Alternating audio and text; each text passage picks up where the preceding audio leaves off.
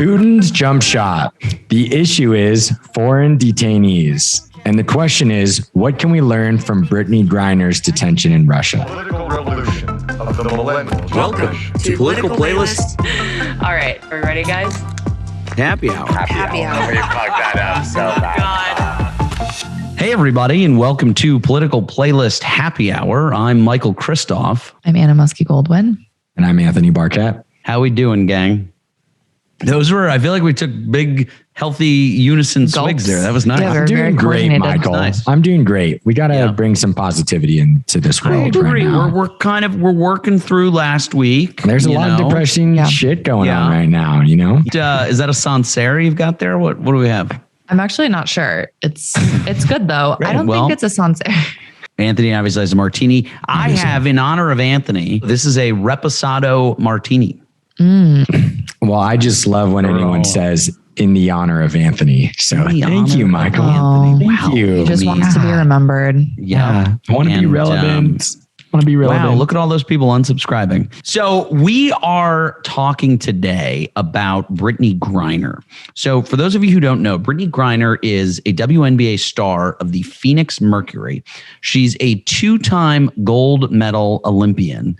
And tragically, she has now been detained in Russia for over 4 months in a Russian prison on charges stemming from supposed illegal cannabis possession. We're going to kind of get into all of the politics of this. We're going to get into just all degrees of this. It's obviously an awful situation here. But can you kind of walk us through just like what exactly happened? How did this go down? I guess what the fuck? I feel like this is kind of just a theme of the world right now, and everyone just needs to be careful. But I just wanted to lay out a couple points, Michael, that you said at the beginning to just lay the scene. So, you know, she's been detained since February. The trial actually starts on July 1st. In the last week, it actually was already extended, being detained till December 20th of this year. Now, State Department has already come out saying that she's wrongfully detained. There's been a potential deal on the table in which Russia would exchange her for a convicted arms dealer in the U.S. who's a Russian businessman. Yeah, I mean, it seems like a even trade, obviously. Yeah. This guy is called the Merchant of Death. That is a lovely nickname. Swell guy. Is he a subscriber? Does he follow us? He does follow us, actually. I think he's Merchant of Death. Right, let's get you on. Let's get you on. Yeah, if you're listening, we would love to talk with you. What exactly happened, though? So she was arriving at an airport and they found like hash oil on her. They found hash oil. So it wasn't even technically like THC. It was vape cartridges that contained hash oil. They're charging her for drug smuggling charges, which can carry a sentence up to 10 years. Yeah. But, you know, she's 31 years old. So, you know, imagine just a 31-year-old being detained in a Russian prison right now. I think the point that really hasn't been made here is she was playing on a Russian women's basketball team. Yeah, I was going to say, so like, I think one of the important things to kind of backdrop all of this is that women's basketball in the US is not a lucrative career because the WNBA is so underfunded. Most women who play in the WNBA, especially if they're stars like she is,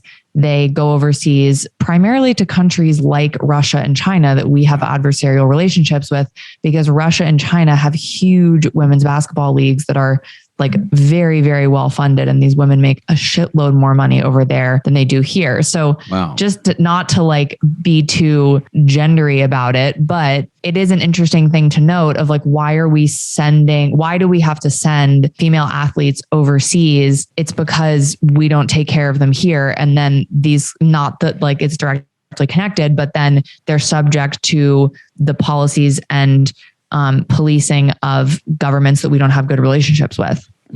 She's not heading over there just to vacation for. No, it wasn't like, I'm going to go to St. Petersburg for like a nice little cultural job. It was I'm going to go for play. I'm going to go for my off season and play and make a ton of money. Anyway, there was a great 60 Minutes episode that focused on wrongful detainees abroad. They would consider Brittany Griner to be a wrongful detainee.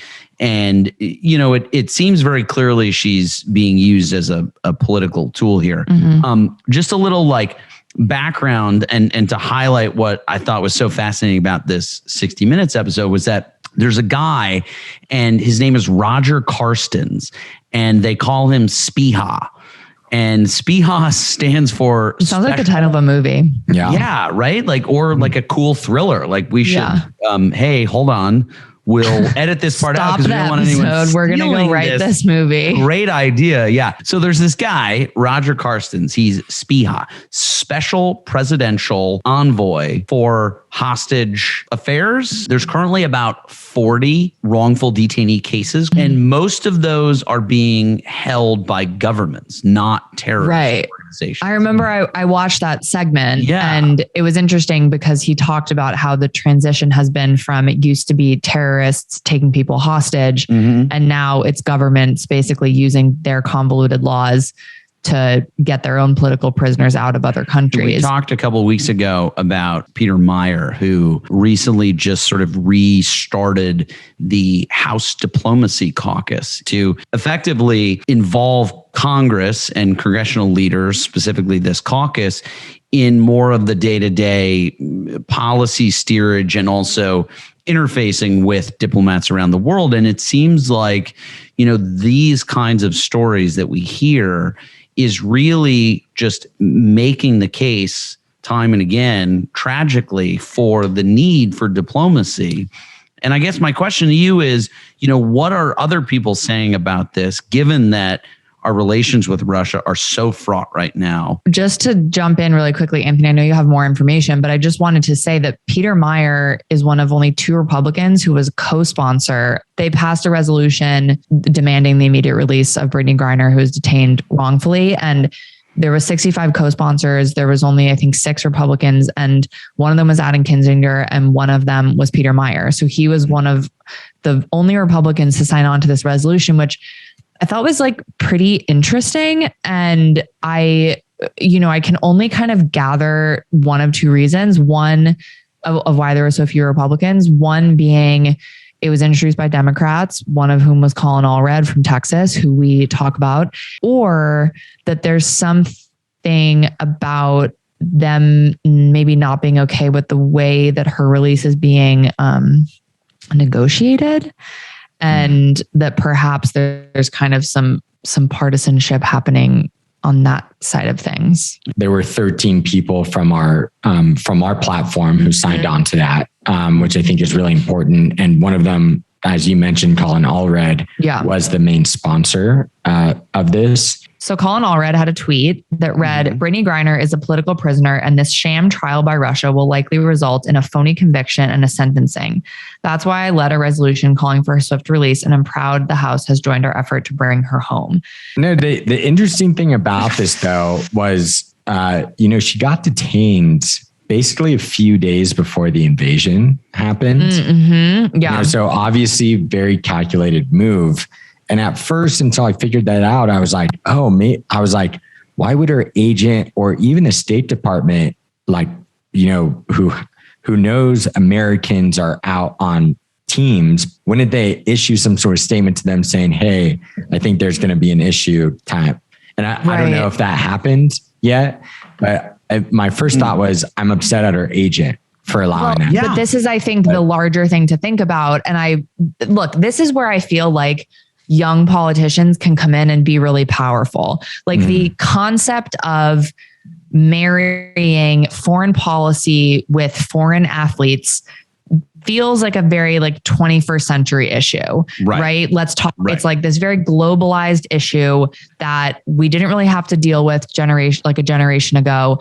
And what I find so interesting about that, Anthony, is we forget how disconnected the government is from most people in most industries, right? So there's people at the top of every big industry who have their hand in some sort of governmental affair, whether that's through a lobbyist or whether that's through just a personal connection or someone that they kind of get what's going on.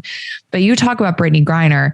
Brittany Griner is not LeBron James, right? Then we get back to the kind of issue of men's and women's sports. If LeBron James was detained in Russia 2 days before there was an invasion and the US was concerned that something might happen, they would be like, get LeBron James the fuck out. Right. But it's Brittany Griner. She's a female athlete. She was there playing for a Russian team. So at that moment, she is not under the jurisdiction of the WNBA. Yes, she's under the jurisdiction of her agent, but I'm going to guess that her agent doesn't have like the governmental connections that, Adam Silver leading the NBA does or whatever. So I do want to just call out LeBron James. He's actually been extremely... I'm sorry. I didn't mean to like disparage LeBron James. No, but it's true. As an example. He has been very vocal about this. Yeah. I love you, LeBron James. I love LeBron. We'll take tickets if you have tickets. If you want to sponsor us. Okay. Thank you. But you really make an interesting point. And to that, I have another tweet that I would like for you guys to guess. I think you can. Only Michael gets to guess. And by the way,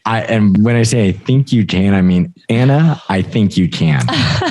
So we cannot ignore the fact that Brittany Griner wasn't a Black woman. It would be plastered across the news that she is being held as a political prisoner in Russia. Wow. Michael's going to say Abigail Spanberger. No, though she's a good go-to. Is it Jamal Bowman? I was going to say Corey Bush. That was my other guess. Holy mother of sweet Jesus Christ. Did I get it? You did. That was my other guess. Oh my God. Wow. This Anthony's is amazing. sweating. He's like literally so shocked. He's sweating. Honestly, the world is too weird right now. Michael's been getting most of these tweets over the last couple. The world is crazy. Yeah, the world is nuts. Yeah, it's so interesting. Like I feel, just talking about like intersectionality, right? Like she's a woman, she's gay, and she's Black. And like you said, Anthony, none of those things are great in Russia. None of those things are also that good in America. And so what's interesting to think about Corey saying that is I feel like we both, I guess Jamal, you guessed Corey. We both knew that was like rallying cry from the squad, right? Right. And what I think is kind of interesting to unpack though, is what if Lauren Underwood had said that, like another Black woman in Congress, young, but who is not part of the squad. And we kind of don't view as like activist heavy as Corey Bush. The statement would hold a little bit of a different weight. And I feel like that's something that we always have to be considering is like, what is our perception of the person saying the statement? And does that color the way that we view the statement? Because I feel like there are people out there, even a lot of Democrats who would be like, oh, the squad is always like talking about race and blah, blah, blah. And it's like, well, let's take the statement away from the person for a second and just look at what she's actually saying. And the reality is true.